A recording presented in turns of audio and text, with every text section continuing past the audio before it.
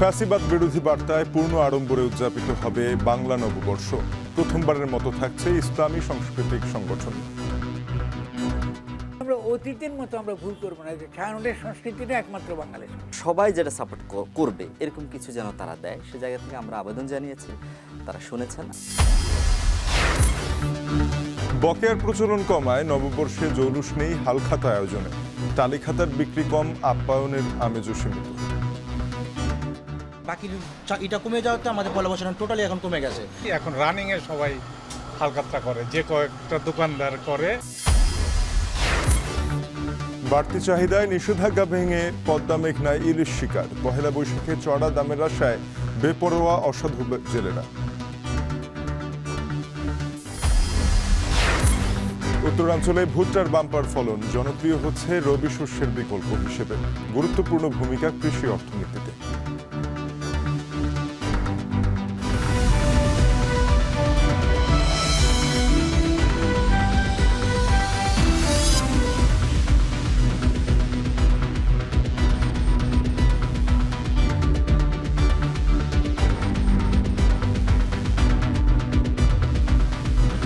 স্বাগত এখন বাজারে, আপনাদের সাথে পুরো আয়োজনে থাকবো আমি তানজিম শাফিন।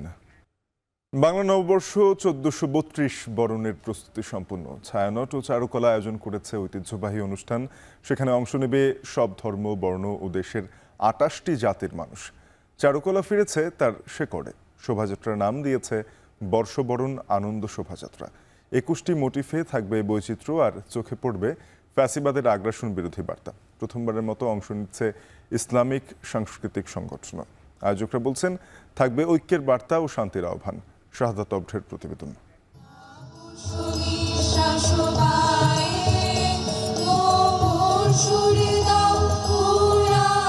নতুন ভোরের আহ্বানে সুরের ঐকতান, এ যেন নতুনের কণ্ঠে নতুনের জয়গান। বাংলা নববর্ষকে বরণ করে নিতে 1967 সাল থেকে রমনার বটমূলে ছায়ানট আয়োজন করে আসছে সুরের এ অনুষ্ঠান।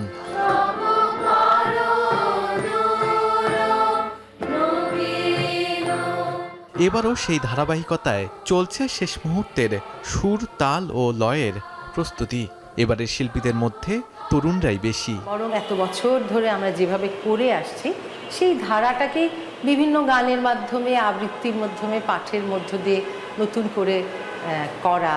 এবারে দেখা গেল যে বেশিরভাগই হচ্ছে ছোটরা, মানে যারা তরুণ বলা যায়, তাদের সংখ্যাই বেশি। 1989 সালে ঢাকা বিশ্ববিদ্যালয়ের চারুকলা অনুষদ প্রথমবারের মতো পহেলা বৈশাখ আয়োজন করে আনন্দ শোভাযাত্রা নামে। 90-এর স্বৈরাচার আন্দোলনের প্রেক্ষাপটে এটি পরিচিতি পায় মঙ্গল শোভাযাত্রা নামে। সময়ের ধারায় এই উৎসব আজ বাঙালির প্রাণের উৎসব। রং, রূপ আর বৈচিত্র্যে হয়ে উঠেছে আরও সমৃদ্ধ। এবার চারুকলা অনুষদ ফিরেছে সেই শিকড়ে, ফিরে দেখছে শুরুর দিনগুলোকে। তাই মঙ্গল শোভাযাত্রা সেই পুরনো নাম মেখেছে। এবারের নাম বর্ষবরণ আনন্দ শোভাযাত্রা। বিগত সময়ে ফ্যাসিবাদের আগ্রাসনে এসব আয়োজন থেকে বাদ পড়েছে অনেক ধর্ম ও জাতির মানুষ। তাই এবারের প্রতিপাদ্য ঠিক করা হয়েছে নববর্ষের ঐকতান, ফ্যাসিবাদের অবসান। গণ অভ্যুত্থানের মধ্য দিয়ে যে নতুন রাজনৈতিক জনগোষ্ঠী হিসেবে গড়ে উঠবার আমাদের যে অভিপ্রায়, এটাই আমাদের আগামী এই ধরনের এই অনুষ্ঠানে এটা ব্যক্ত হচ্ছে। শোভাযাত্রায় থাকছে ছোট বড় মিলিয়ে 21টি মোটিফ। এর মধ্যে 7টি বড় মোটিফের মধ্যে একটি ফ্যাসিবাদের মুখাকৃতি। তবে ষড়যন্ত্র এখনও থেমে নেই। নববর্ষের 2 দিন আগে পুড়িয়ে দেওয়া হয় এই মুখাকৃতি। তবে আবারও নতুন করে ফ্যাসিবাদের মুখাকৃতি নির্মাণ করছে চারুকলা। বিক্ষোভ প্রতিবাদে সবসময় আমাদের হাতে থাকে রং তুলি, আর এটি দিয়ে আমরা সেই সবার সাথে সংহতি প্রকাশ করি। এগুলো শেষ হয়ে যাবে ঠিক বৈশাখের আগের দিন রাত্রিতে। থাকছে দেশের সব ধর্ম, বর্ণ ও জাতির মানুষ। বাঙালি ছাড়াও 27টি জাতির মানুষ অংশ নেবে এই শোভাযাত্রায়। আমরা অতীতের মতো আমরা ভুল করবো না, যে ছায়ানটের সংস্কৃতিটা একমাত্র বাঙালির সংস্কৃতি, এটা ভুল করবো না আমরা। এটাও আমাদের সংস্কৃতি, কিন্তু এটা একমাত্র সংস্কৃতি না। এখানে হচ্ছে এই আগামী উৎসবের সবচেয়ে মহত্তম দিক। প্রথমবারের মতো বাম্বার নেতৃত্বে ব্যান্ড দলগুলো ও সাইমুমের নেতৃত্বে ইসলামিক সাংস্কৃতিক সংগঠনগুলো অংশ নেবে। ব্যান্ড মিউজিশিয়ানস এবং ব্যান্ড মিউজিশিয়ান শ্রোতা লাভাররা আসবেন এই আমাদের শোভাযাত্রায়। সবাইকে বলেছি আমরা মাইকেল জ্যাকসনের হিল দ্য ওয়ার্ল্ড করে আসতে। এই গানটা আসলে আমরা পৃথিবীতে একটা বাসযোগ্য বাসস্থান চাই, শান্তি চাই। সরকার আমাদেরকে আমন্ত্রণ জানিয়েছে যে আমরা একটা সবাইকে নিয়ে একটা আয়োজন করতে চাই, তারপর সবাই যেটা সাপোর্ট করবে এরকম কিছু যেন তারা দেয়, সে জায়গা থেকে আমরা আবেদন জানিয়েছি। তারা শুনেছেন। আমরা বলছি যদি হয় তখন আমাদের সাপোর্ট থাকবে। আর ইন্ডিভিজুয়ালিভাবে সাইমুমের আয়োজন থাকবে শাহবাগে। শোভাযাত্রা শুরু হবে সকাল ৯টায় চারুকলা অনুষদ থেকে ঢাকা বিশ্ববিদ্যালয়ের ক্যাম্পাস ঘুরে আবার চারুকলা প্রাঙ্গণে এসে শেষ হবার কথা বর্ষবরণ আনন্দ শোভাযাত্রার। শোভাযাত্রায় যেন অন্যরকম কিছু থাকছে। এই শোভাযাত্রায় প্রাধান্য পাবে জুলাই আন্দোলন এবং ৩৬ জুলাই। সব কিছুই প্রস্তুত, এবার কেবলমাত্র সময়ের অপেক্ষা। শাহাদাত অফরো, এখন, ঢাকা। নববর্ষ ঘিরে শত বছরের পুরনো ঐতিহ্য ব্যবসায়ীদের হালখাতার প্রস্তুতি সম্পন্ন হয়েছে। তবে বাকির প্রচলন কমে যাওয়ায় জৌলুস হারাচ্ছে হালখাতা। মিষ্টির দোকানে নেই হালখাতা উপলক্ষে আগাম ক্রয়াদেশ। কমেছে লাল সাদা টালি খাতা বিক্রিও। ঢাকা বিষয়ক গবেষকরা বলছেন বাংলা সন মিল রেখে অর্থ বছর গণনায় ফিরতে পারলে হারানো ঐতিহ্য ফিরে পাবে। ঐতিহ্য বিস্তারিত দেখুন প্রতিবেদনে। বাংলা নতুন বছরের শুরুতে ব্যবসায়ীদের লাল সালু মোড়ানো নতুন খাতায় লেনদেন হালনাগাদ করা শত বছরের পুরনো ঐতিহ্য। নববর্ষকে বরণ করে নিতে নানা প্রস্তুতির সঙ্গে এ পুরনো রীতি ধরে রাখতে বিভিন্ন দোকানপাটে চলে ধোয়া মোছা সহ রঙের কাজ। এতে কর্মচারীদের মাঝে কাজ করছে বাড়তি আনন্দ। তবে অল্প সময়ে রীতিনীতি পরিবর্তনে হালখাতার আয়োজনের পরিধি কমেছে, নাই আগের মতো প্রস্তুতিও। তারপরও ব্যবসায়ীরা নতুন বছরের একদিন আগেই হালখাতার প্রস্তুতি সম্পন্ন করেছেন। দমাচা হয়েছে, মোটর রং পালিশ মোটামুটি শেষ হয়েছে। সামনে যে পয়লা বৈশাখ সেগুলোকে কাস্টমার আসবে, আমরা তাদেরকে মিষ্টিমুখ করাবো। পয়লা বৈশাখ উপলক্ষে আমরা কাস্টমারদের মক করি, গিফট দেই, তারপরে তাদের জানা পাওনা সম্বন্ধে আইডিয়া দিই। নববর্ষে নতুন হিসাব লেখার এ খাতায় বাঙালি বনেতি ব্যবসায়ীদের সংস্কৃতির শেকড়ে গাথা। সময়ের পরিবর্তনে বাঙালির সাংস্কৃতিক অঙ্গনের অমোচনীয় লালিত ঐতিহ্য ও ইতিহাস এখন কেবল নিয়ম রক্ষার আনুষ্ঠানিকতা। এখন বর্তমান যুগের মানুষের সাথে ওই রকম আন্ডারস্ট্যান্ডিংটা কম। আমাদের এখন বাকি নিষিদ্ধই বলা চলে। বাকি এটা কমে যাওয়াতে আমাদের পয়লা বৈশাখ টোটালি এখন কমে গেছে। তো যার সাথে যার সম্পর্ক আছে তারাই একমাত্র ইনভাইটেড হয়। এক সময় হালখাতার আয়োজন পুরান ঢাকার বিভিন্ন এলাকায় জমজমাট হলেও বর্তমানে তাঁতিবাজারের স্বর্ণপট্টিতেই এই আয়োজন চোখে পড়ে। ব্যবসায়ীরা বলছেন বাকির প্রচলন কমে যাওয়ায় হালখাতার ঐতিহ্য কমে আসছে। তবে এখন পাওনা আদায়ের বাইরে ক্রেতাকে করা হয় মিষ্টিমুখ। গণেশ পূজা দিয়ে আরম্ভ হয়, প্রতি বছর আমরা এই পূজাটা করি, করার পরে আমাদের হালখাতা হয়। সবাই মিলে একটা আনন্দ উৎসবমুখ পরিবেশ আমরা উদযাপন করতে চাই। এর নববর্ষ উপলক্ষে আমাদের কাম্য। রীতিরীতি পরিবর্তনে কমেছে লাল সাদা টালিখাতার কদর। হালখাতার আগে টালিখাতার চাহিদা থাকলেও এ পেশার সঙ্গে জড়িতরা বলছেন কমেছে বেচা বিক্রি। অন্যদিকে হালখাতার সঙ্গে জড়িয়ে রয়েছে মিষ্টির সাধু রসদ। আপ্যায়ন করানোর প্রধান পদে নেই আগাম ক্রয় আদেশ। আগে অর্ডার পড়তো প্রচুর, এখন অর্ডার নেই। এখন রানিংয়ে সবাই হালখাতা করে, যে কয়েকটা দোকানদার করে রানিংয়ে। হিসাব খাতা বেচাকিনি বা ওই আপনার কেনাকাটা একটু কমছে, খাতা হালখাতা একটু কমছে। এখন বর্তমানে দাম বেশি একটু, তারপরও বেচাকিনি কাস্টমারও কম, বেচাকিনি একটু কম। পুরান ঢাকার বনেদি ব্যবসায়ীরা স্মৃতিচারণ করে বলছেন দূর অতীতে ব্যবসায়ী খাতা খোলার বাইরে পারিবারিকভাবে আয়োজন করে সবাইকে মিষ্টিমুখ করা হতো ওই দিন। তবে ঢাকা বিষয়ক গবেষকরা মনে করেন বাংলা সন মিল রেখে অর্থ বছর গণনায় ফিরতে পারে হারানো ঐতিহ্য। বন্ধু বান্ধব, আত্মীয় স্বজন এরা ছিল, বা মনে করেন যে শহরের সম্মানিত লোকজন যারা আছে তারা, তো তাদের সাথে তো হালখাতা রিলেশনের কোনো ব্যাপার নেই। বাংলা নববর্ষ মানে বৈশাখ চৈত্রতে যদি অ্যাকাউন্টিং সিস্টেম করে তাহলে অটোমেটিক ফিরে আসবে, আবার সাম্প্রদায়িক চরিত্র থাকবে, সার্বজনীন হবে তখন। হালখাতার আয়োজনে ভাটা পড়লেও ঐতিহ্য ধরে রাখতে এ উপলক্ষে মূল্য ছাড় দেবেন পুরান ঢাকার স্বর্ণ ব্যবসায়ীরা। নববর্ষ ঘিরে হালখাতার যে আয়োজন সেটির আবেগ এখন অনেকটাই কমে এসেছে। পাশাপাশি কমেছে এটির বেশ কিছু রীতিনীতিও। একসময় পুরান ঢাকার শাঁখারীবাজার তাঁতিবাজার ঘিরে হালখাতা আয়োজনের বিশেষ একটি আয়োজন বস্তু। বর্তমানে সেটি এখন তাঁতিবাজারের শুধুমাত্র স্বর্ণপট্টিতেই বিরাজমান রয়েছে।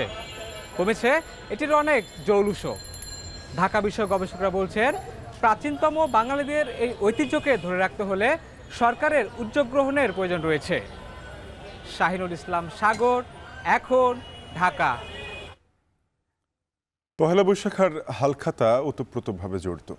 আধুনিক হিসাবের যুগে অনেকটাই হারিয়ে যেতে বসেছে হালখাতার প্রচলন, তবে এখনও ঐতিহ্য ধরে রেখেছেন কুমিল্লার কিছু ব্যবসায়ী।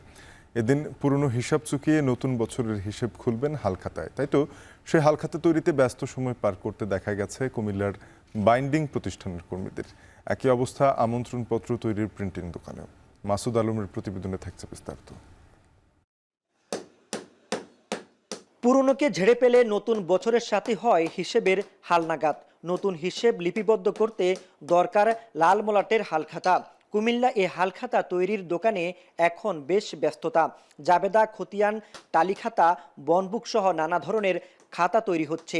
তবে রয়্যাল সাইজের টালিখাতার চাহিদাই সবচেয়ে বেশি, আর তাই চৈত্রের শুরু থেকেই বিশেষ এ খাতা তৈরি এবং বেচাকেনার ধুম পড়েছে কুমিল্লার বাইন্ডিং প্রতিষ্ঠানগুলোতে।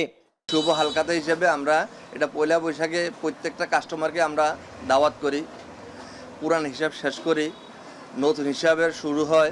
এর মধ্যে আমরা একটা মিষ্টি মুখের মাধ্যমে আমরা একটা কাস্টমারের সাথে একটা সম্পর্ক শুরু হয় আর কি। কুমিল্লা নগরীর চকবাজার, রাজগঞ্জ, রানীর বাজার ও নিমসাদ থেকে শুরু করে জেলার ব্যবসা প্রতিষ্ঠানে লাল শালুতে বাঁধা হালখাতার প্রয়োজন পড়ে। তবে আগের মতো নতুন হিসেব লিপিবদ্ধ করতে আচার অনুষ্ঠান কিংবা ধর্মীয় রীতিনীতিতে ভাটা পড়লেও হালখাতার ঐতিহ্য ধরে রেখেছেন এখানকার ব্যবসায়ীরা। যার যে সুবিধা মতো ইংরেজি মাসে এখন সবকিছু চলে গেছে। এখন আধুনিকতার পয়লা বৈশাখে শুধু ওই নামেই পয়লা বৈশাখটা রয়ে গেছে, আর আনুষ্ঠানিকতাটা আস্তে আস্তে ওই ট্রেডিশনটাই আস্তে আস্তে হালখাতার যে একটা ট্রেডিশন ওটা আস্তে আস্তে উঠে যাচ্ছে। এদিকে হালখাতার সঙ্গে প্রিন্টিং প্রেসেও ব্যস্ততা বেড়েছে আমন্ত্রণপত্র তৈরিতে। ব্যবসা করতে গিয়ে বকেয়া লেনদেন চলে সারা বছরই। তবে বৈশাখে হালখাতার আনুষ্ঠানিকতা কেবল বকেয়া আদায়ে সীমাবদ্ধ থাকে না। মহাজনের সঙ্গে পাওনাদার ও ক্রেতা বিক্রেতার ব্যবসায়িক সম্পর্ক মজবুত করার উপায়ও হালখাতা। তবে ব্যবসায়ীরা বলছেন হালখাতার আমন্ত্রণপত্রের প্রচলন কমে গেছে। আগের চাহিদা এখন হিসাব একটু মানুষ কম করে। কিছু কিছু ব্যবসায়ী কম্পিউটারে ঢুকে ফেলছে তার ক্যাশ, আবার কিছু কিছু মনে করেন মোবাইলে রাখে। হ্যাঁ, তেমন হাতে কলমে নেই। কাগজ লাগে, কাগজগুলো আমরা কাটিং করি। কাটিং করার পরে আমরা এগুলো সেলাই করি। সেলাই করার পরে বোট লাগাই, কাপড় লাগাই, এগুলি খুচরা বিক্রি হয় বিশেষ করে চৈত্র মাসের শেষ দিন, মানে এই দিনকে একটা ফুল বেচার রাতের দিনে তারা বিক্রি করে। এই বছর আল্লাহর মতো অন্যান্য বছরের তুলনায় অনেক বেশি হালখাতার চাহিদা। মানুষজন একটু উচ্চ উদ্দীপনা নিয়ে নতুন হয়তো ব্যবসা বাণিজ্যে নতুন পরিবেশে তারা শুরু করতে চায়। ডিজিটাল যুগে ভাটা পড়েছে ঐতিহ্যের হালখাতায়। চারপাশে প্রযুক্তির ছোঁয়ায় প্রায় উঠে যেতে বসেছে হাতের লেখা খাতার প্রচলন। তবে বাঙালির এই ঐতিহ্যকে এখনও অতি যত্নে ধরে রেখেছেন কিছু মানুষ। মাসুদ আলম, এখন, কুমিল্লা। বর্ণাঢ্য শোভাযাত্রার মধ্য দিয়ে শুরু হয়েছে মারমাদের ঐতিহ্যবাহী সাংরাই উৎসব। পুরনো বছরকে বিদায় আর নতুন বছরকে স্বাগত জানাতে এই উৎসব পালন করা হয়। এ নিয়ে আরও জানাতে যুক্ত হচ্ছেন রিজভি রাহাত। রিজভি, জানাবেন র্যালিটি কখন শুরু হয়েছে, কোথা থেকে শুরু হয়েছে, এতে অংশগ্রহণ কেমন দেখছেন?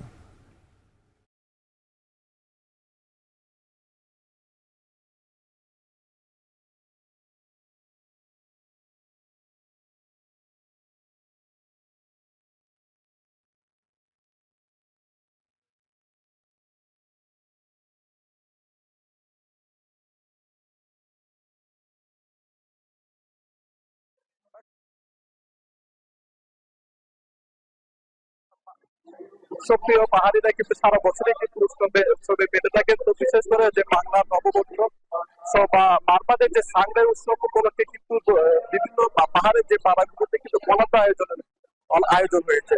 তো আমরা জানিয়ে রাখি যে যে উদযাপন পরিষদের কমিটি আছে কিন্তু সকালবেলায় কিন্তু একটি রেলির মাধ্যমে তারা যে মারমাদের যে সাংরাই উৎসব সেই উৎসবটি শুরু হয়েছে। ডুবে কিছুক্ষণ পরে কিন্তু বায়ুজ্যেষ্ঠ পূজা শুরু হবে। তো বায়ুজ্যেষ্ঠ পূজা বোঝানো হয়েছে যে বৃদ্ধদের কাছে যে আশীর্বাদ গ্রহণ করে তাকে বায়ুজ্যেষ্ঠ বোঝানো হয়েছে। তো আপনাকে জানিয়ে রাখি সকালবেলায় কিন্তু রেলিটি শুরু হয়ে কিন্তু এখন উজানি পাড়া প্রদক্ষিণ করে কিন্তু বান্দরবান বাজার হয়ে কিন্তু শেষ হবে। সাংগ্রার এই রেলিতে কিন্তু জেলা প্রশাসক সাথে তারা উপস্থিত জানিয়ে কিন্তু বাংলাদেশের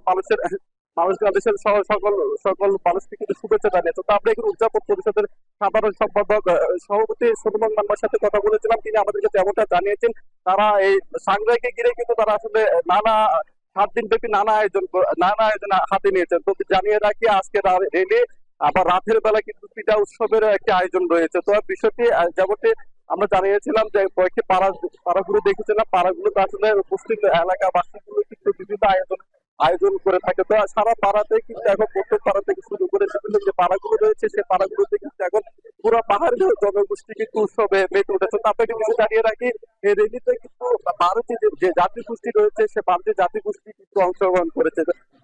পঞ্চমে এবং চাকমাদের যে বিশু বা বিজু উদযাপন করেছে তারাও কিন্তু এই রেলিতে অংশগ্রহণ করেছে। আমরা দেখতে পেয়েছি এখানে বম লুসাই পাঙ্কুয়া থেকে শুরু করেছে প্রত্যেকটি জাতিগোষ্ঠী কিন্তু তাদের যে ঐতিহ্য পোশাক পরে কিন্তু এই রেলিতে অংশগ্রহণ করেছে। তো রেলিটি কিন্তু প্রদক্ষিণ করছে এখানে উজানি পাড়া হয়ে কিন্তু মিলাদনের শেষ হয়ে কিন্তু বায়ুজ্যেষ্ঠ পূজা উপলক্ষে বায়ুজ্যেষ্ঠ পূজার মাধ্যমে কিন্তু আজকের অনুষ্ঠানের সমাপ্তি ঘটবে। এই ছিল আমার কাছে বান্দরবান থেকে সবশেষ তথ্য। বান্দরবানে বর্ণাঢ্য আয়োজনে পালিত হচ্ছে সাংগ্রাই উৎসব, সেখান থেকে জানাচ্ছিলেন রিজভি রাহাত। বগুড়ায় পহেলা বৈশাখ উদযাপন উপলক্ষে চলছে জোর প্রস্তুতি। কুমিল্লার কুমারপল্লীতে তৈরি হচ্ছে মাটির খেলনা ও তৈজসপত্র, সাথে শহরের মার্কেটগুলোতে বেড়েছে লাল সাদা বৈশাখী পোশাকের কেনাকাটা। তবে প্রবীণদের মতে আগের মতো বৈশাখীর আয়োজন অনেকটাই কমে গেছে। পরবর্তী প্রজন্মকে বাঙালি সংস্কৃতির সাথে পরিচয় করিয়ে দিতে রাষ্ট্রীয়ভাবে বড় পরিসরে বর্ষবরণ আয়োজনের দাবি জানিয়েছেন তারা। বিস্তারিত রাজীব সেলিমের প্রতিবেদনে, ক্যামেরায় ছিলেন সাইফুল সাগর।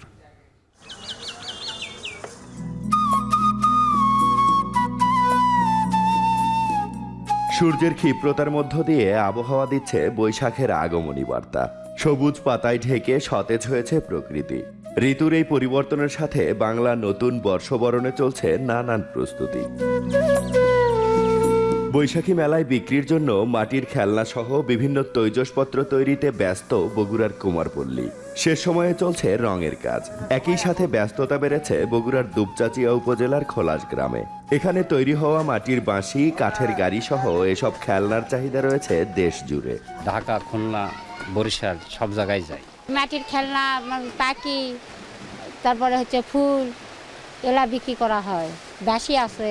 বৈশাখ মাসে একটু মালের চাপ বেশি হয়, এই কারণে আমাকে 2 মাস আগে থেকে কাজ কাম করতে হয়। আমরা যেটা পাই, যারা কিনে নিয়ে যায় বিক্রি করে তাদের তাছাড়া প্রফিটটা তাদেরই বেশি। এদিকে জেলার শপিং মলগুলোতেও বেড়েছে ক্রেতাদের ভিড়। বিপণী বিতানে শোভা পাচ্ছে লাল সাদা বৈশাখী সাজের পোশাক। বেচা বিক্রি বাড়ায় খুশি ব্যবসায়ীরা। যতটুকু বৈশাখীর কালেকশন করা হয়েছিল অলমোস্ট প্রায় শেষের দিকে। পহেলা বৈশাখী পোশাক পরে যে ঘোরাফেরা করা যায়, এটা ভালো লাগে, সেই উদ্দেশ্যে আসা আর কি।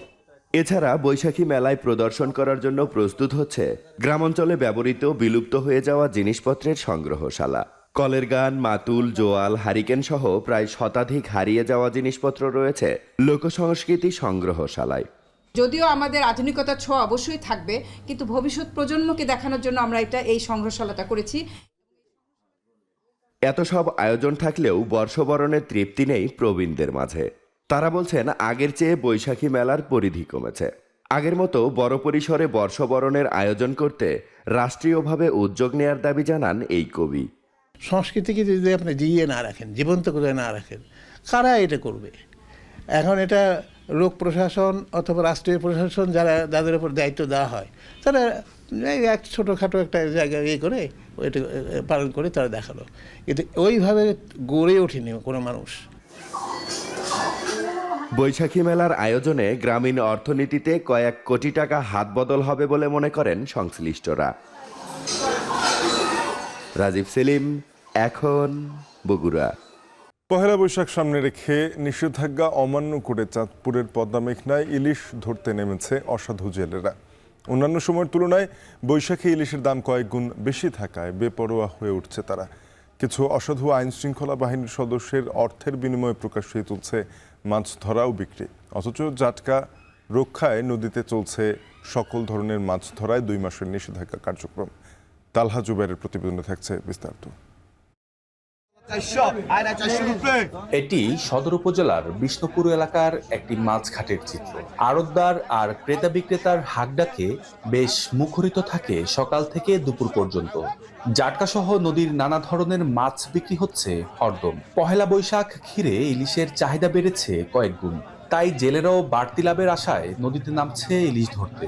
অথচ গেল মার্চ মাস থেকে নদীতে মাছ ধরায় চলছে 2 মাসের নিষেধাজ্ঞা। ইলিশ উৎপাদন বাড়াতে চাঁদপুরের মতলব উত্তর উপজেলার ষাটনল থেকে হাইমচরের চরভৈরবী পর্যন্ত 70 কিলোমিটার এলাকা জুড়ে চলছে জাটকা রক্ষায় 2 মাসের নিষেধাজ্ঞা। তবে নিষেধাজ্ঞা না মেনে দিনে দুপুরে মাছ ধরতে নামছে জেলেরা। পদ্মা ও মেঘনা পাড়ের প্রায় প্রতিটি ঘাটেই বিক্রি হচ্ছে জাটকা ও ইলিশ। পয়লা বৈশাখে ভাই সামনে আসতেছে, এই যে হিসাবে কিছু মাছ ধরতেছে, একটু ভালো দাম পাইবো। আগে যদি 1,500 টাকা কেজি হতো, এখন 2500 টাকা কেজি। জেলেরা যেটা পাইতো সেই পণ্যটা জেলেরা পুরোভাবে পায় না। অনেকে দেখা যাইতেছে চাইল পাইলে তাদের ডাইল লাগে, নুন লাগে, তেল লাগে, তা হেরবো সরকার কাছে একটা আবেদন করছে, তারা কইছে কিস্তি মাফ করবো, সেই কিস্তিও মাফ করে না। প্রকার ভেদে ইলিশ বিক্রি হচ্ছে বিভিন্ন দামে। মাঝারি সাইজের প্রতি পিস ইলিশ বিক্রি হচ্ছে 1200 থেকে 2000 টাকায়, আর 1 কেজি ওজনের ইলিশ বিক্রি হচ্ছে 3 থেকে 3500 টাকায়।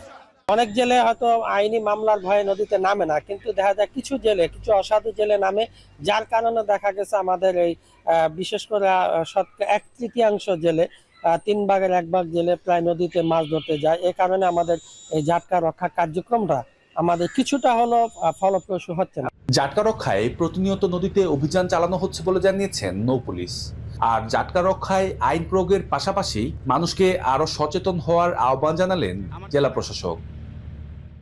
কেউ ওই যে জাটকা নিধন যদি আবার বাজারে বিক্রি করে, আমরা তার বিরুদ্ধে ব্যবস্থা নিব। প্রত্যেকেরই কর্তৃপক্ষ আছে, আমরা যদি কেউ জড়িত থাকে তার বিরুদ্ধে ব্যবস্থা নেব এবং আমাদের ঊর্ধ্বতন স্যারদেরকে জানাবো। কোনো জেলেরা এই সময়টাতে নদীতে ইলিশ মাছ ধরতে না যেতে পারে এবং আমরা তাদের বিরুদ্ধে রেগুলারও অভিযানও করছি। সফলতার দৃষ্টিকোণ থেকে যদি বলি, আমরা হয়তো পুরোপুরি সফল নই। চাঁদপুরে 2 মাসের নিষেধাজ্ঞার অভিযানে এখন পর্যন্ত জব্দ করা হয়েছে প্রায় 10 লাখ মিটার কারেন্ট জাল ও 2 মেট্রিক টন জাটকা। তালহা জুবাইর, এখন চাঁদপুর। বাংলা নববর্ষ উপলক্ষে মৌসুমের শেষ দিবসে যশোরের গদখালির ফুল বাজারে পুরোদস্তুর বিক্রি কিনে চলছে। তবে এবার ফুলের দাম কিছুটা কম বলে জানিয়েছেন ব্যবসায়ীরা। নিয়ে আরও জানতে গদখালির পাইকারি ফুল বাজার থেকে যুক্ত হচ্ছেন রিপন হোসেন।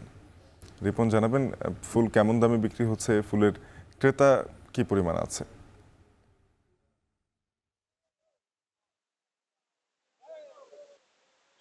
শ্রদ্ধা কিংবা ভালোবাসা যে কোনো দিবসকে কেন্দ্র করেই কিন্তু ফুলের বাজার চাঙ্গা হয়। আমরা দেখেছি যে এই দিবসকে কেন্দ্র করে ফুল বিক্রি কিনে চলছে।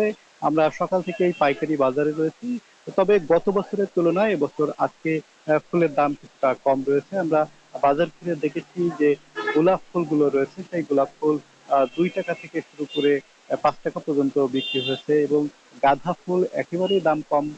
তারা বলছেন যে 1000 গাঁদা ফুল বিক্রি হচ্ছে 100 টাকা, রজনীগন্ধা 1 টাকা প্রতি পিস বিক্রি হচ্ছে।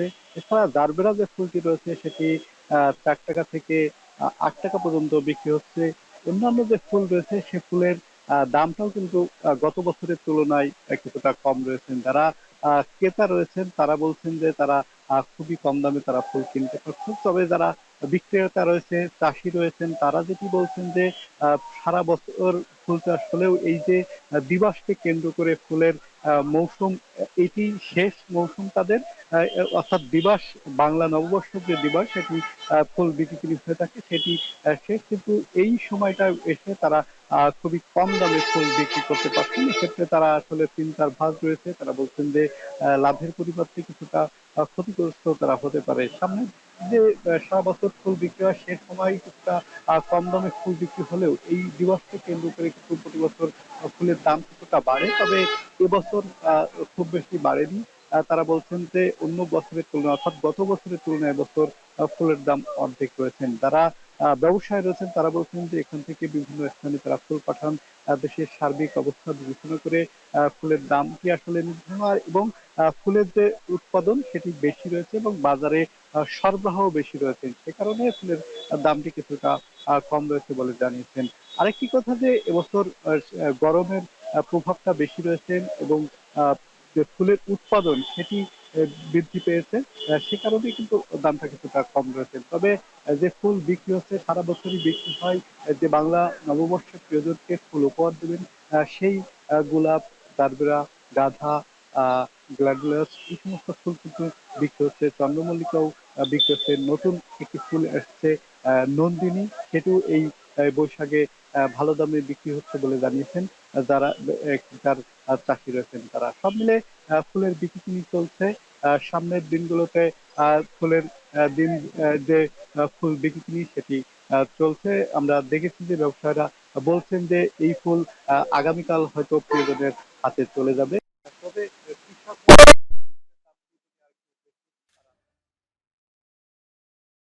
যশোরের গদখালি ফুলের বাজার থেকে ফুলের সরবরাহ দরদাম নিয়ে জানাচ্ছিলেন সহকর্মী রিপন হোসেন। এদিকে বৈশাখকে সামনে রেখে ব্যস্ত সময় পার করছেন নওগাঁ সদর উপজেলার খেলনা বাঁশি তৈরির কারিগররা। বাঁশের গ্রাম হিসেবে পরিচিত এই এলাকা থেকেই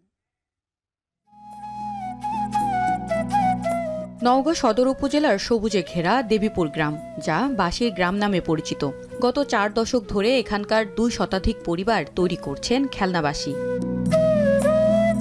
দিনমজুর থেকে বাঁশি তৈরির কারিগর হয়েছেন রেজাউল মণ্ডল। জমি না থাকায় বন্ধক নিয়ে চাষ করছেন নলখাগড়া। বৈশাখকে ঘিরে 1.5 লাখ টাকার বাঁশি বিক্রি করার আশা তার, যেখানে খরচ বাবদ লাভ থাকবে অন্তত 60 থেকে 70 হাজার টাকা।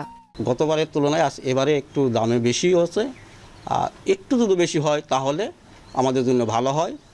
আর যদি সরকারি কোনো সহযোগিতা পাই আমরা তাহলে আরেকটু আগাতে পারবো। খেলনা বাঁশি তৈরির প্রধান কাঁচামাল নলখাগড়া। জমি থেকে কাটার পর পরিষ্কার করে কেটে রোদে শুকিয়ে অন্তত 10টি ধাপে তৈরি হয় বাঁশি।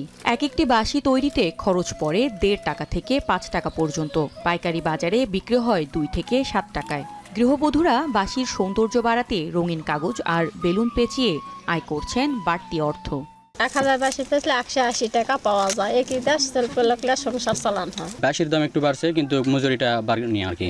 মজুরিটা আগের মজুরি আছে। বাবাকে এই জরি প্যাকেটিং করার কাজে সাহায্য করি, এই মোড়ানোর কাজে সাহায্য করি। আমাদের গত 5 বছর আগে যেটা ছিল তার চেয়ে 2 গুণ বা 3 গুণ চাহিদা বেশি হয়েছে। বৈশাখ উপলক্ষে এই গ্রামের বাঁশির চাহিদা থাকে তুঙ্গে। কারিগরদের কাছ থেকে বাঁশি কিনে সিলেট, খুলনা, ঢাকা, চুয়াডাঙ্গা, কুষ্টিয়া সহ বিভিন্ন জেলায় সরবরাহ করা হয়।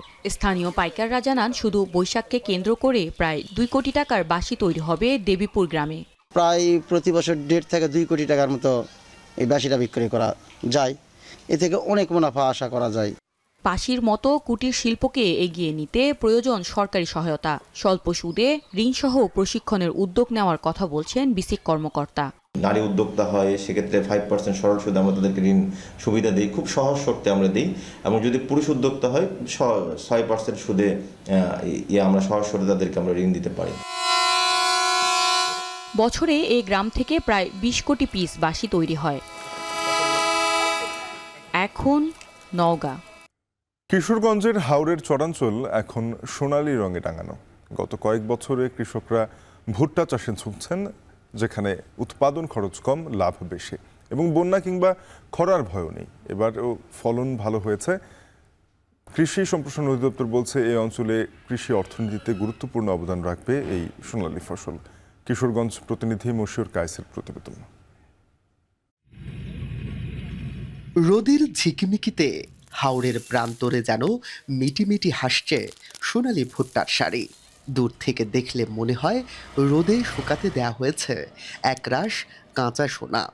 কৃষক কৃষানীরা এখন ব্যস্ত তাদের স্বপ্নের ফসল ঘরে তুলতে।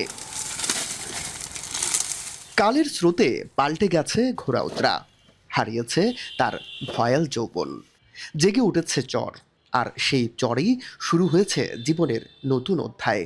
70-এর দশকে এইসব চরে সবজি চাষে জীবিকা নির্বাহ করতেন কৃষকরা, কিন্তু অনুকূল প্রাকৃতিক পরিবেশ না পেলে খুব একটা লাভের মুখ দেখা যেত না। তবে যখন দেশের পোলট্রি ও ফিড মিল খাতে ভুট্টার চাহিদা বেড়ে যায়, তখন চরাঞ্চলের কৃষকদের চোখে জ্বলতে থাকে নতুন সম্ভাবনার আলো। ভুট্টা আমরা এই জমি আমরা করি আমরা অনেক লাভবান হই। কানিগত প্রায় 100 মন 110 মন অন্তত 10 টাকাতে আমরা লাভবান হই। আমরা ভুট্টা বিক্রি করতে পারি অর্ধেক লাভ, তারপরে পাতা গরু রাখা হয়, তারি গাছ লাগতে হয়, মানে আমরা বিভিন্ন লাভ হয় ভুট্টা করা। এটা যদি ঠিক মতে সারের রেট পা ভালো, এরপরে আমাদের ওষুধের রেট পা ভালো, তাহলে ভুট্টার আরো ফলন বেশি ভালো। এই গরুরে ঘাস খাওয়াই, পাতা খাওয়াই গরুরে, এটা লাকড়ি মানাই। এবছর কিশোরগঞ্জে 12,100 হেক্টর জমি থেকে 12,210 টন ভুট্টা উৎপাদনের লক্ষ্য নির্ধারণ করা হয়, কিন্তু সে লক্ষ্যমাত্রা ছাড়িয়ে 12,210 হেক্টর ভুট্টার আবাদ হয়েছে। ফলে উৎপাদন লক্ষ্যমাত্রা ছাড়িয়ে যাওয়ার আশা। এই বড় ব্যবসায়ী পাইকার আছে, বড় বড় ব্যাপারী আছে, ওদের কাছে বেশি কোনোদিন লাভ হয়, কোনোদিন হয় না। ভুট্টা উৎপাদনে কৃষকদের বীজ নির্বাচন থেকে শুরু করে রোগবালাই দমনে সার্বিক সহায়তা দিচ্ছে কৃষি বিভাগ। কিন্তু ভুট্টা ফসল বুড়ো ধান কর্তনের আরো আগেই এটি কর্তন করা সম্ভব হয়। বন্যার হাত থেকে রক্ষা পাওয়ার বা রিস্ক থেকে মুক্ত পাওয়ার জন্য কৃষক ভুট্টার দিকে ঝুঁকতেছে, এটি একটি কারণ। আরেকটি হলো ভুট্টার যে উৎপাদন খরচ, তার চেয়ে যে বেনিফিট আসে সেটি অনেক বেশি। ভুট্টা চাষের মাধ্যমে রবি শস্য নিয়ে হাওরের কৃষকদের চিন্তার ভাঁজ অনেকটাই দূর করেছে, উঁকি দিচ্ছে সম্ভাবনার নতুন ভোর। তবে বাজারজাতকরণে কৃষকের স্বার্থ রক্ষার তাগিদ সংশ্লিষ্টদের। মশিউর কায়েস, এখন কিশোরগঞ্জ। এবারে দেশের বাইরের খবর। ট্রাম্পের শুল্ক ঝড় মোকাবিলায় শক্ত হাতে কে ধরবেন কানাডার হাত? নির্বাচন ঘনিয়ে আসায় এ নিয়ে হিসেব করছেন দেশটির জনগণ। অর্থনীতির বিষয়ে পটু হওয়ায় অধিকাংশ বাংলাদেশি সহ কানাডিয়ানরা পরবর্তী প্রধানমন্ত্রী হিসেবে এগিয়ে রাখছেন রিল লিবারেল পার্টির নেতা মার্ক কার্নিকে। তবে তরুণদের মাঝে কনজারভেটিভ পার্টির নেতা পিয়েরে পলিয়েভের জনপ্রিয়তা থাকায় একক সংখ্যাগরিষ্ঠতা নিয়ে সংশয় রয়েছে। কানাডা থেকে সৈয়দ ইফতেখারের প্রতিবেদন। কানাডাকে যুক্তরাষ্ট্রের 51তম অঙ্গরাজ্য করার হুমকি সহ প্রেসিডেন্ট ডোনাল্ড ট্রাম্পের শুল্ক যুদ্ধে অটোয়া ওয়াশিংটন বৈরিতা চরমে। এতে অর্থনৈতিক সংকট এবং যুক্তরাষ্ট্রের সঙ্গে সম্পর্কের টানাপোড়েনের মধ্যেই কানাডায় ঘনিয়ে এলো আগাম নির্বাচন। নির্বাচনী লড়াইয়ে সবচেয়ে আলোচনায় জাস্টিন ট্রুডোর পদত্যাগের পর কানাডার হাল ধরা লিবারেল পার্টির নেতা মার্ক কার্নি। এছাড়া হেভিওয়েট প্রার্থী কনজারভেটিভ পার্টির নেতা পিয়েরে পলিয়েভেও এগিয়ে আসছেন সামনে। এক জনমত জরিপে দেখা যায়, তুমুল জনপ্রিয়তার পরও আগাম নির্বাচনের চ্যালেঞ্জ লুফে নিতে দেরি করায় প্রচারণার মাঠে কিছুটা পিছিয়ে রয়েছেন কনজারভেটিভ নেতা। যদিও মার্ক কার্নি জিতলে দেশের খুব একটা পরিবর্তন হবে না বলে মন্তব্য করেন পিয়েরে পলিয়েভ। আওয়াজ তুলেছেন পরিবর্তনের, সেই সঙ্গে সমালোচনা করেছেন কার্নি এবং ট্রাম্পের শুল্ক নীতিরও। Almost every country in the world got a pause on American tariffs, but not us. America's best friend. তবে দেশের স্বার্থে কঠোর অবস্থানে লিবারেল পার্টির নেতা মার্ক কার্নি। মার্কিন শুল্কযুদ্ধ মোকাবেলার প্রতিশ্রুতি দিয়ে বিজয়ের পথ মসৃণ করতে মরিয়া তিনি। We are fighting unjustified U.S. tariffs, including those on steel and autos with counter tariffs of our own.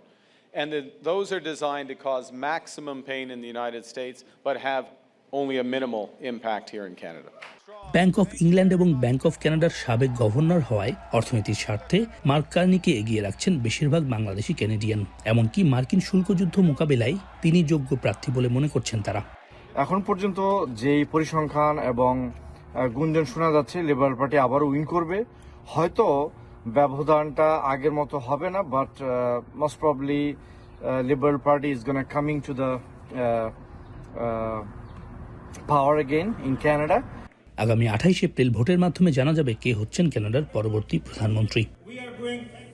Syed Iftekhar, এখন কানাডা। বিদেশ থেকে আমদানি করা স্মার্টফোন ও কম্পিউটার সহ অন্যান্য ইলেকট্রনিক পণ্যের উপরে আরোপিত সম্পূরক শুল্ক বাতিল করেছে যুক্তরাষ্ট্রের ট্রাম্প প্রশাসন।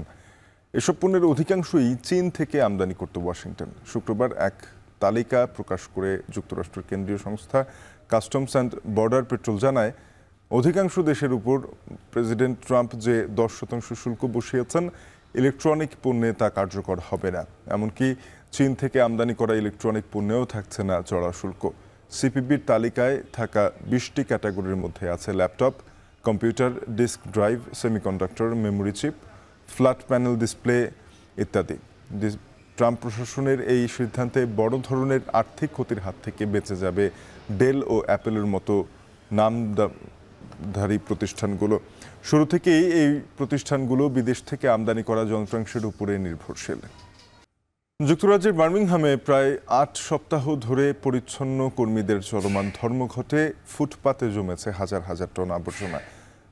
বর্জ্য পচা দুর্গন্ধ এবং মশা, মাছি, ইঁদুরের উপদ্রবে মারাত্মক স্বাস্থ্য ঝুঁকিতে বাসিন্দারা। এ অবস্থায় আন্দোলনকারীদের দাবি মেনে নিয়ে দ্রুত সমস্যা সমাধানের আহ্বান ভুক্তভোগীদের। তৌহিদুর রহমান জানাবেন বিস্তারিত। ময়লার ভাগাড়ে রূপ নিয়েছে যুক্তরাজ্যের দ্বিতীয় বৃহত্তম শহর বার্মিংহামের প্রায় প্রতিটি সড়ক। রাস্তা ও ফুটপাতে স্তূপ আকারে জমা টনকে টন বর্জ্য থেকে ছড়াচ্ছে দুর্গন্ধ। প্রায় 8 সপ্তাহ ধরে বাড়িঘর থেকে বর্জ্য না নিয়ে যাওয়ায় এমন বেহাল দশা বার্মিংহামের। এরই মধ্যে শুরু হয়েছে মশা, মাছি ও ইঁদুরের উপদ্রব। এর মধ্যে গরম আবহাওয়ায় দুশ্চিন্তা আর ভোগান্তির পাল্লা ভারী হচ্ছে নগরবাসীর। এতে স্বাস্থ্য ঝুঁকিতে নগরীর অন্তত 12 লাখ বাসিন্দা। Rat infestation is starting to take place, and obviously a lot of people are worried about, obviously sooner or later we hope it's cleared up. Of things that you would never put in your bin anyway, so it looks depressing. It's really unhygienic. জানা গেছে চাকরি থেকে ছাঁটাই ও বেতন ভাতা বৃদ্ধি না করার প্রতিবাদে পরিচ্ছন্নতা কর্মীদের ডাকা অনির্দিষ্টকালের ধর্মঘটে এই হাল বার্মিংহামের। বাসাবাড়ির বর্জ্য অপসারণ না করায় রাস্তা ও ফুটপাতে এনে ময়লা ফেলতে বাধ্য হচ্ছেন বাসিন্দারা। তাই পরিস্থিতি বিবেচনায় পরিচ্ছন্নতা কর্মীদের দাবি মেনে নেওয়ার আহ্বান ভুক্তভোগীদের। Pay money, obviously they deserve the pay. It's not an easy thing to do, is it? Look, we're doing their work. I know how hard it is. I will lift for the bill liners up, and it's not easy, is it? And then they got to do this 7 days a week, isn't it? ধর্মঘটরত শ্রমিকদের প্রতিনিধিত্বকারী ইউনিয়নের সাথে আলোচনা চালিয়ে যাচ্ছে Birmingham city council. যত তাড়াতাড়ি সম্ভব পরিস্থিতি স্বাভাবিক করার আশ্বাস দিয়েছে বার্মিংহাম কর্তৃপক্ষ। তবে এখনও সফলতার মুখ দেখেনি আলোচনা। মূলত 2023 সালের শেষের দিকে বার্মিংহাম সিটি কাউন্সিল দেউলিয়া ঘোষিত হওয়ার পর সংকটের সূত্রপাত। এরপর স্থানীয় ব্যয় কমাতে বাধ্য হয় বার্মিংহাম সিটি কাউন্সিল। সেই থেকে শুরু হওয়া সংকট এখন চরম আকার ধারণ করেছে। তৌহিদুর রহমান, এখন বিশ্ব। এবারে খেলার খবর। বাংলাদেশ হকি দলের এশিয়ার শীর্ষ সারিতে থাকার সামর্থ্য আছে বলে মনে করেন কোচ মামুনুর রশিদ। হকির মৌসুমকে 6 থেকে 7 মাসে উন্নীত করা গেলে ও নিয়মিত আন্তর্জাতিক ম্যাচ আয়োজন করা গেলে হকিকে ক্যারিয়ার হিসেবে নেবে তরুণরা। যথাযথ পৃষ্ঠপোষকতা পেলে আবারও হকিতে সুদিন ফিরবে বলে মনে করেন দলীয় অধিনায়ক। ফারহান ইহসানের প্রতিবেদন। আগামী 17 থেকে 27 এপ্রিল ইন্দোনেশিয়ার জাকার্তায় বসবে এইচএফ কাপ হকি টুর্নামেন্ট। আসরকে সামনে রেখে মাওলানা ভাসানী হকি স্টেডিয়ামে নিজেদের শেষ মুহূর্তের প্রস্তুতি সারছে টিম বাংলাদেশ। আসরে বাংলাদেশের চোখ নিজেদের 5ম শিরোপার দিকে।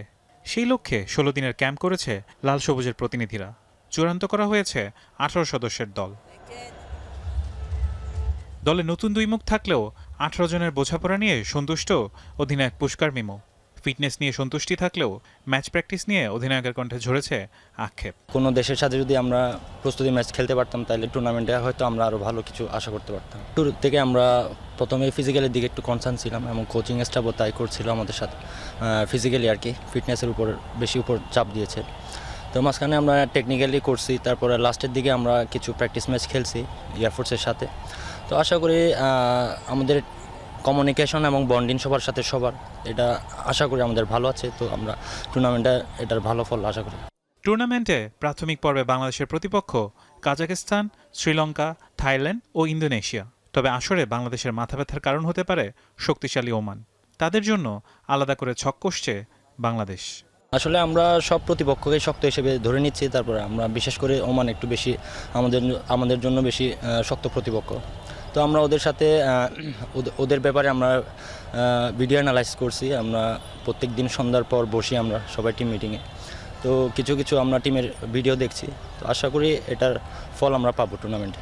এইচএফ কাপে নিয়মিত সাফল্য পেলেও মহাদেশীয় পর্যায়ে বেশ পিছিয়ে বাংলাদেশ। কোচ ও অধিনায়ক মনে করেন শীর্ষ সারিতেই থাকার সামর্থ্য আছে দলের, তবে প্রয়োজন সমর্থন আর পৃষ্ঠপোষকতার।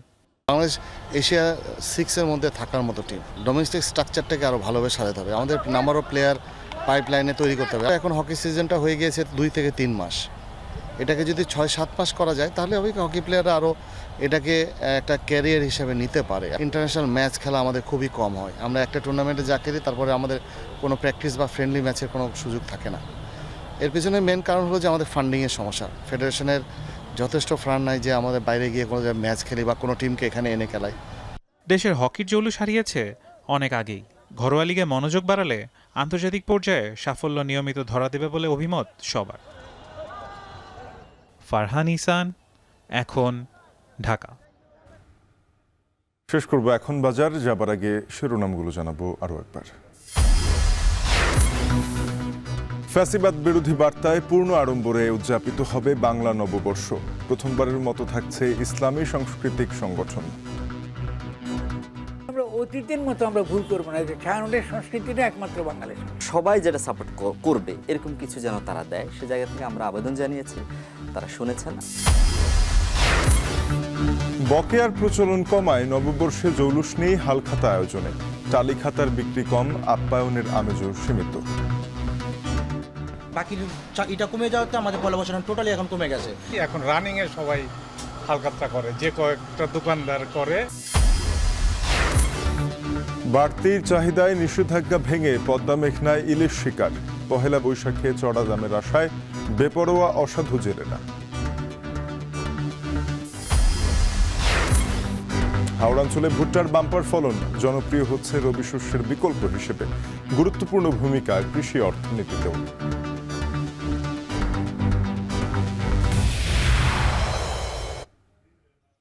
শেষ করছি এখন বাজার। এখন টেলিভিশনের ওয়েবসাইট দেখতে ভিজিট করুন www.ekhon.tv। যুক্ত থাকুন ফেসবুকে facebook.com/tv.ekhon এবং ইউটিউবে দেখতে ভিজিট করুন youtube.com/c/ekhon tv।